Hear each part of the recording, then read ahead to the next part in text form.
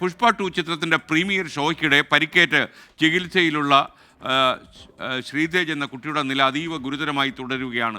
ചികിത്സയിലുള്ള 8 വയസ്സുകാരൻ ശ്രീതേജിൻ്റെ തലച്ചോറിന് ഗുരുതരമായി ക്ഷതമേറ്റ് കഴിഞ്ഞുവെന്നാണ് തെലങ്കാന ആരോഗ്യവകുപ്പ് സെക്രട്ടറി ഇന്ന് സ്ഥിരീകരിച്ചത്. അരുൺ പൂപ്പറമ്പ ബംഗളൂരിൽ നിന്ന് തത്സമയം ചേരുകയാണ്.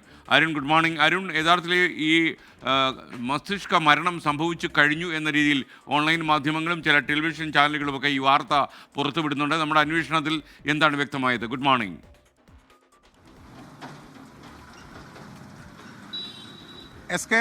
Good morning.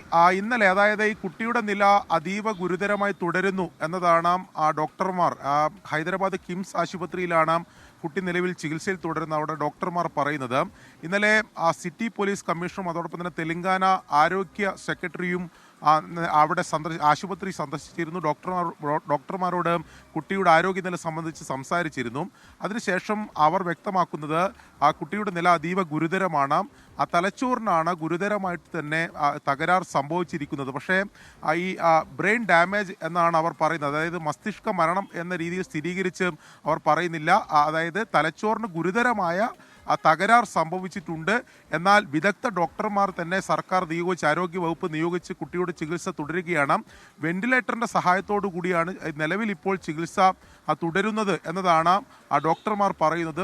ഇന്ന് അല്പസമയത്തിനകം ആശുപത്രി, അതായത് ഒരു 10 മണിയോടെ തന്നെ ആശുപത്രിയിലെ ഈ കൂടുതൽ മെഡിക്കൽ അപ്ഡേറ്റ്